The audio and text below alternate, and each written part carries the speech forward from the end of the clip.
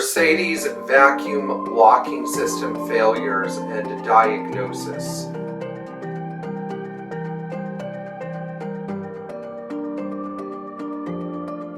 Today we're going to talk about the vacuum locking systems that were used on the 108, 114, 115, 123, 116, and 107 series cars. These vacuum locking systems are known to be somewhat complex, but at the same time they are also, although time-consuming, very straightforward to diagnose. And we're going to talk about identifying component failures and, of course, how to test the system. So the first thing that I like to do is determine whether or not I have a leak in the system. And you can do this by pulling up the driver's floor mats. And if you look against the rocker panel, there's a black plastic cover. If you lift up this black plastic cover, which is secured by 3 little plastic rivets that press into the rocker itself, you can actually gain access to the line trees for the vacuum locking system. These trees consist of a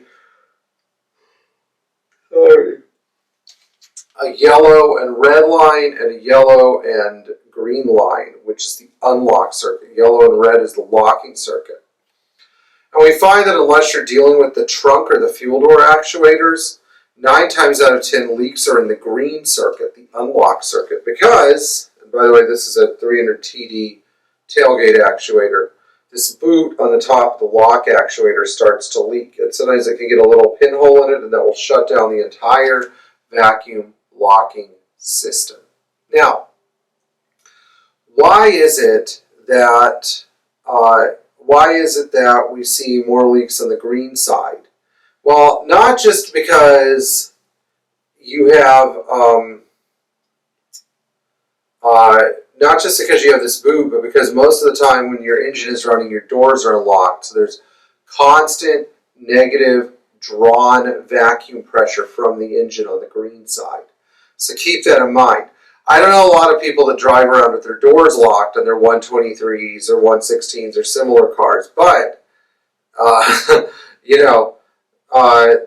that's just what I've observed. Now, the way you determine these failures is by you separate each of the vacuum lines because each one goes to a separate actuator.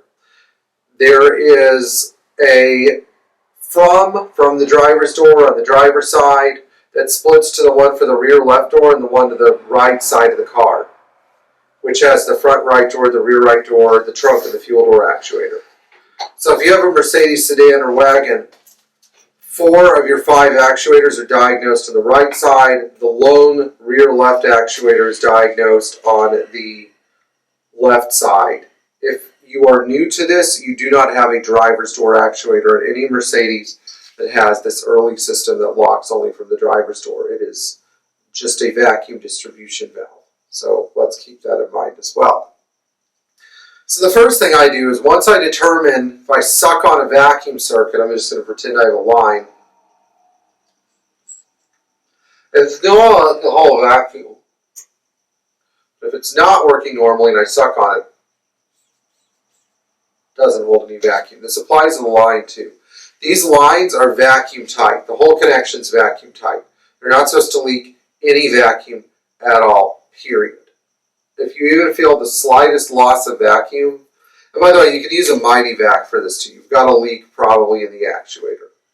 Now, another place that I found, especially in 108, 116, 115, and 114 cars, another area where I found vacuum leaks is where the doors open and close, because the lines can get brittle and they can snap in half. And this does happen quite a bit, especially on those older cars.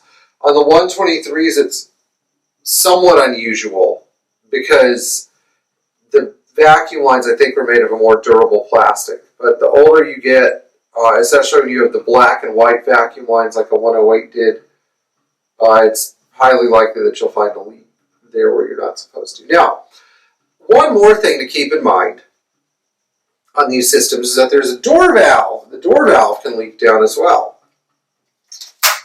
Oops. Most of these cars, apart from 83 to 85 123 series cars, most of this valve, the black sliding valve, And if you absolutely know there are no leaks in your system and in your reservoir and your vacuum supply is good and the thing's still leaking down, especially overnight or after a few hours, look at this valve. These valves are still available. This is the 83 to 85 valve.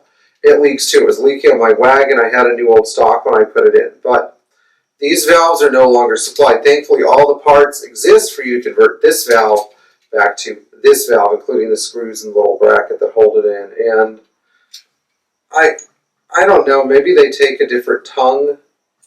I'm not sure, but this valve doesn't adjust very much. This valve, you have a lot of room for adjustment. And remember, if you get it out of adjustment, then the vacuum locks won't work as effectively.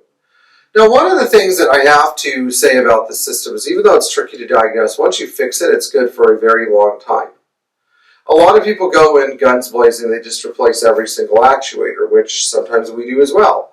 But I do have to say that diagnosing the actual source of your problem is a good move to make first. So you are using this as an opportunity to teach yourself diagnostic skills.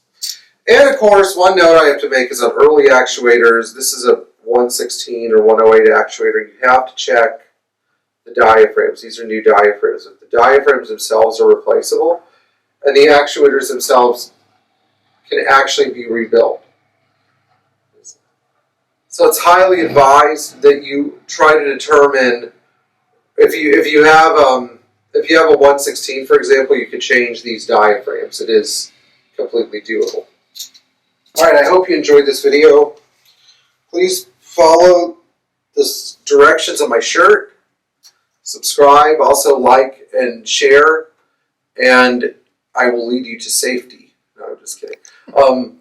Enjoy watching these great fact-filled videos about classic Mercedes, and I hope you are able to use some of the knowledge that you